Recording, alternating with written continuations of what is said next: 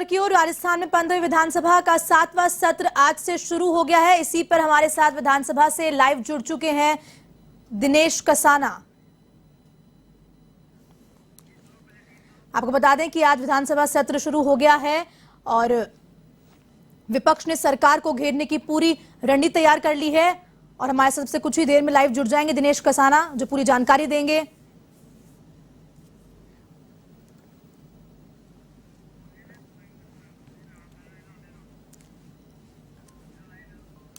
हमारे साथ लाइव जुड़ चुके हैं दिनेश कसाना जी। दिनेश, बताएं क्या कुछ अपडेट है?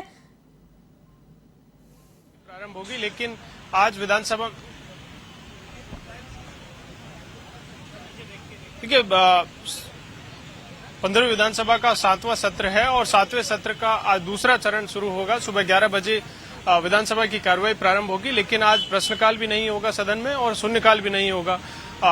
विधायी कार्य आज सदन में होंगे। कई जो विधेयक हैं वो सदन में रखे जाएंगे। मंत्री विधायकों के एचआरए बढ़ाने का जो संशोधन विधेयक है वो रखा जाएगा। इसके अलावा विधानसभा में आज सहकारी समितियां हैं उनसे जुड़ा हुआ एक संशोधन विधेयक है वो रखा जाएगा। हृदय जोशी पत्रकारिता विश्वविद्यालय से जुड़ा एक संशोधन विधेयक वो रखा जाएगा। तो इस तरह से कई विधेयक यहाँ पर सदन में रखे जाएंगे। इसके अलावा जो है आज यहाँ पर जो पूर्व सदस्य हैं विधानसभा या लोकसभा के, उनको श्रद्धांजलि यहाँ पर दी जाएगी।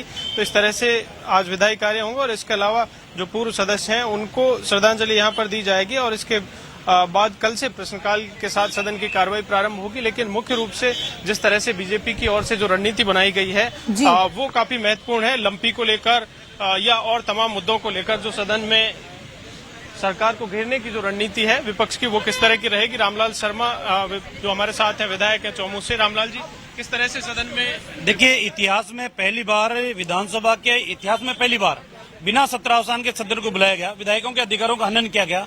हम हर महीने एक सवाल सरकार को पूछ सकते थे, वो नहीं पहुंचा हमने।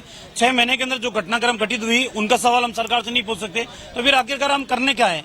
इस स्थगन के ऊपर सरकार व्यवस्था देने नहीं देती स्पीकर को, ध्यानाकर्षण का जवाब में मिलता नहीं है, बहस सदन के अंदर होती नहीं है। तो इन तमाम मुद्दों को लेकर आज सरकार को घेरने का हमारा कार्यक्रम है। हमारे पार्टी के शीर्ष नेता और अन्य विधायक आज स्पीकर के चैम्बर में धरने पे बैठे हैं। स्पीकर की भूमिका निष्पक्ष होनी चाहिए, लेकिन सरकार के दबाव में स्पीकर काम करने लग जाए, मेरे ख्याल से लोकतंत्र की हत्या है।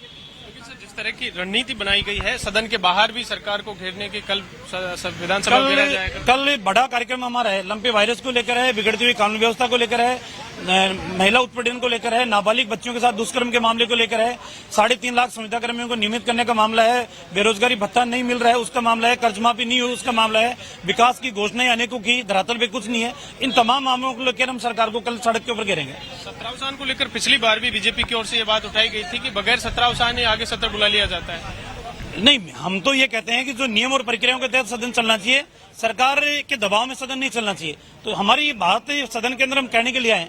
अब यहाँ बात ही नहीं कह सकते तो फिर आए किस लिए? जनता ने जिम्मेदारी जो दी है उस जिम्मेदारी को भी हम पूरा नहीं कर पा रहे हैं।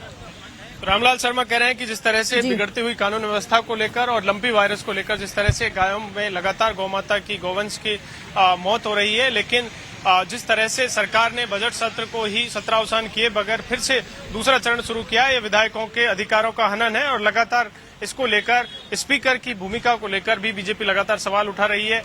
नेता प्रतिपक्ष हैं, उन्होंने भी स्पीकर के चैम्बर में जाकर इस बात को रखा है। इसके अलावा तमाम जो मुद्दे हैं, लंपी वायरस को लेकर हो या फिर कानून व्यवस्था को लेकर, पिछले 6 माह में जिस तरह से विधायकों का अधिकार होता है सदन में उठाने का, वो विधानसभा नहीं चलने के कारण, विधानसभा का सत्र नहीं बुलाने के कारण ये उठा नहीं सके। और अब विपक्ष की ओर से, बीजेपी की ओर से पूरी रणनीति बनाई गई है कि सदन के बाहर भी और सदन के अंदर भी पूरी तरह से सरकार को घेरा जाए। इसी के चलते कल विधानसभा के बाहर भी बीजेपी है जो यहाँ पर सदन का, विधानसभा का घेराव करेगी और सदन के अंदर भी आज जिस तरह की भूमिका विपक्ष की देखी जा सकती है कि सदन के अंदर भी पूरी तरह से मजबूती के साथ जनता के जुड़े हुए मुद्दे हैं, उन मुद्दों के आधार पर सरकार को घेरने का प्रयास यहाँ पर रहेगा। रामलाल शर्मा जो फिलहाल जुड़े हमारे साथ और उन्होंने जिस तरह से पूरी जानकारी दी कि क्या विपक्ष की रणनीति है और किस तरह से मुद्दों के आधार पर सरकार को घेरा जाएगा।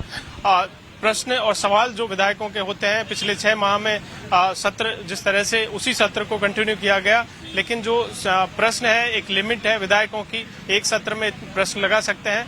तो इस तरह से नया सत्र नहीं बुलाने के कारण वो विधायक हैं जो उन सवालों से वंचित हैं। ऐसे में स्पीकर की भूमिका को लेकर लगातार बीजेपी सवाल इस बात को लेकर उठा रही है कि नया सत्र नहीं बुलाया गया, उसी सत्र को कंटिन्यू किया गया, सत्रावसान बजट सत्र का नहीं किया गया। तो इसको लेकर भी नेता प्रतिपक्ष ने स्पीकर के चैम्बर में जाकर इस बात को रखा है और जिस तरह की रणनीति विपक्ष की आज रहेगी वो जिस सरकार को पूरी तरह से घेरने की रहेगी। जी दिनेश, तमाम जानकारी साझा करने के लिए आपका बहुत बहुत धन्यवाद। तो हमारे साथ जुड़े हुए दिनेश कसाना विधानसभा से सीधे लाइव, जिन्होंने पूरी जानकारी दी किस तरह से विधानसभा सत्र चालू हो चुका है और विपक्ष पूरी तैयारी कर चुका है